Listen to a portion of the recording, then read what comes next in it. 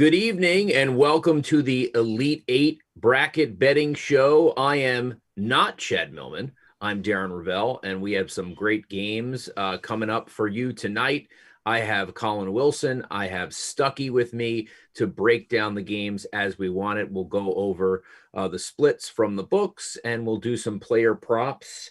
Gonzaga, USC, Michigan, UCLA. Just a reminder, everything that we're talking about is on the Action Network app. And I'm going to give you, to start out, I'm going to give you the splits on the Gonzaga USC game, which to me is shocking.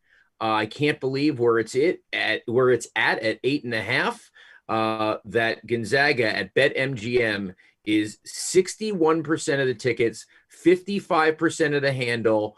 That's the closest we've seen in a Gonzaga game. So it seems like the price is right. The line has moved from 9 to 8.5. Just to give you some perspective, Gonzaga had 72% of the tickets and 80% of the handle in their game against Creighton. Colin, how are you feeling?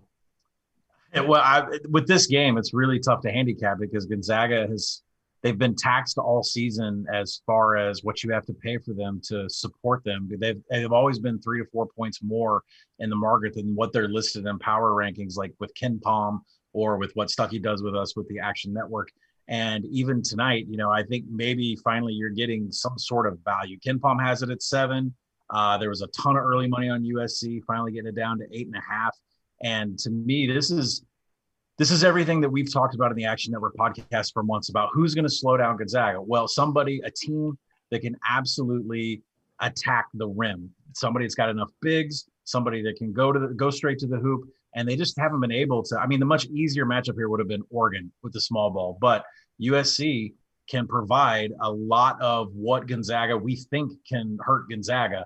And I think the question is that 2-3 zone that they're going to run where they're going to have so many, the towers, the Mobley towers and the other bigs that USC has, are they going to be able to shut down Gonzaga from getting to the basket? Will they turn it into a jump shot game? So for me, I think the line is absolutely perfect. The total at 153, the line sitting current at 8.5. I'm going to get to your player prop, but I just want to ask you this. To me, as a complete and total square box, this looks like it is so juicy. And is this one of the games where it's so juicy that you think it's got to be wrong and you don't bet it? Well, people are going to look at Gonzaga's final. I mean, when's the last time that they finished the game in single digits, right? So, I mean, people are going to look at that and say, well, I absolutely have to lay it on Gonzaga. This is just way too easy. But I'm saying from a matchups perspective, the transition defense of USC and the bigs that they have in the middle actually kind of calculate to a real problem for Gonzaga. Okay, where do you go on the player prop? Do you go offense, defense, and why? Yeah, I mean, both of these teams, I couldn't get an under on this game. I didn't feel comfortable with the way Gonzaga can just blow up. So I passed on the under, and I'm going to go with an Isaiah Mobley, not Evan Mobley. Isaiah Mobley and his rebounds on the over. Over 6.5 is what it's listed right now. If you go to our Action Labs product where we have player props, we actually project 7.9. Isaiah Mobley is a top 100 offensive rebounder in the nation. He's one of the best in the nation in defensive rebounding. And like I said, that 2-3 zone from USC is going to force a lot of jumpers. So you're going to get a lot of Kispert on the outside shooting jumpers. Timmy may not be able to get to that's going to give him this. So that you're arguing that gives him the space to rebound more. Absolutely. So I like the other Mobley, the Isaiah Mobley, to get over 6.5 rebounds.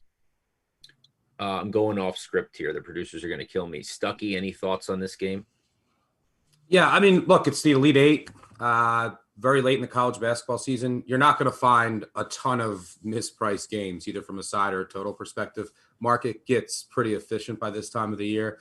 I see very, very small value in the under. I think that USC will have a shot to win this game if they continue to shoot 60% from three. Is that really going to happen? I don't know, but they're 21 of 35 from three the past 2 games. If they could continue just going crazy from the outside, they have some interesting defensive pieces that most teams don't have. This is the best 2-point defense in the country.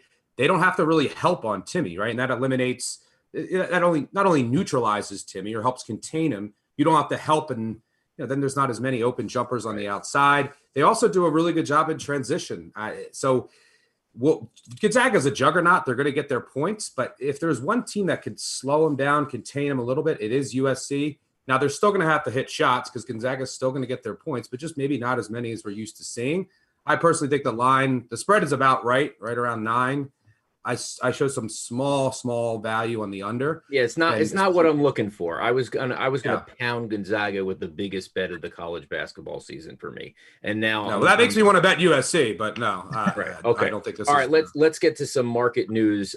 Michigan and UCLA. Michigan's getting 71% of the tickets, 73% of the handle at BetMGM. Just a big note, that is the highest percentage for Michigan so far in the tournament at BetMGM. So people loving that against UCLA. Stuck, now let's go to you. You are looking where? Offense, defense, what team, what player for player prop tonight? Yeah, look, I said that there's not much value in sides and totals this late in the season. You could still find a lot of value in player props. It's an inefficient market. That's why you can't bet. When you talk about these big bets, you're not going to have someone betting 50,000 on a player prop. And I'll give a plug and shout out to Sean Corner and Matt Freeman, who do just a great job with their player props throughout the season, but especially during the tournament. One that stuck out to me was Juzang under 16.5 points, I think, which was that MGM. I think there's some 15.5s out there. What's his relative health status? His health status? Yeah, I mean, what do you mean by that? He's fine. I mean, right? He's fine. Yeah, he's going to play. He fell out. He fell out of the previous game. This is just a tough matchup for him. Look, he's a Kentucky transfer. He's played a lot better towards the end of the year. He averages fewer points in this. He's only gone over 15 points, I think 9 or 10 times out of 25 games this year, but he has been trending up. I just think this is a bad matchup for him, though. He's going to run into what I think you're going to see Wagner all over Juzang all game, and that is a nightmare. UCLA's been able to kind of exploit some mismatches on the perimeter against really post-heavy teams that just couldn't cover him, and Juzang, to his credit, took advantage. He didn't have a great matchup against Alabama, and I think he ended up going 5 of 18, finished with 13 points.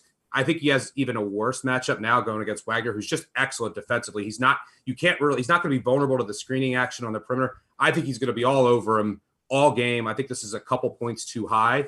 So I went under there. As far as the game and spread is concerned, I think it's about right.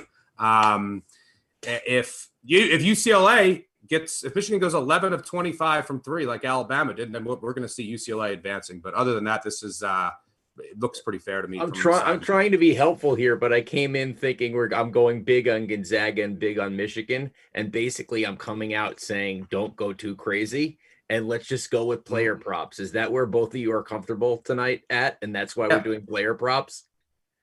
Yeah, if you can bet player props, and look, it's not huge bettors aren't betting them, and but it's a pretty inefficient market. And look, it's a recreational bettor generally wants to bet. Who wants to sit there and root for an under, right? So a lot of times these player props are just inflated a bit. Yeah, I'm saying most people. That's why they're inflated a bit. You see it in the NFL too. Who wants to sit there and root for someone not to score, right? You'd rather say, oh, I like this player, I want him to score, and you can root for the shots to go in. So a lot of times you're going to see more value on these unders than overs. So I think that both games are pretty fair set tonight. All right, so, last word, Colin.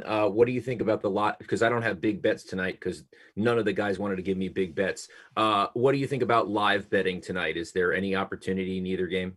Yeah, I think you're going to get a Gonzaga. I think you're finally going to get a good Gonzaga line, especially if USC comes out and kind of confuses them with the zone, or maybe interrupts their transition. Remember, Gonzaga gets the ball up the court quicker than anybody in the nation. They get to the basket in 3 seconds. So if they confuse Gonzaga a little bit, you may get better than 8.5. So you could buy that at one of the key numbers below. I like the under in UCLA Michigan also. I'm kind of non-hitting the side because I have an 80-1 on UCLA to win the national title. So I'm just kind of sitting back, and if I need to find on Michigan, I will. So that's when I've kind of sat aside, but I don't see how UCLA handles the bigs of Michigan. Alabama doesn't know how to pass the ball around and get a good shot because they just run up the court, shoot it as fast as they can, or they go straight to the rim. Michigan is great at slowly coming up the court, making 10 passes, and getting their shot. So that's why I like the under, because I've said this a billion times. UCLA's offense is outside the top 300 in tempo. So under all the way on that Michigan UCLA game. and I will be looking to play Gonzaga live. But I would feel more comfortable with a better number than 8.5, especially as somebody that had that Houston -8 and felt great for 35 minutes last night. So I'll be looking for Gonzaga live. All right, this has been the Action Network Elite 8 bracket betting show. We did it in 10 minutes. We hope we've helped make decisions. Check out the Action Network app for all our calls. And we'd like to tell you that Chad Millman is okay after his COVID vaccine. He just couldn't make it tonight. I hope you've enjoyed my hosting, and I've loved hosting, and I hope I get to do it again. Good luck and have great games tonight. Enjoy.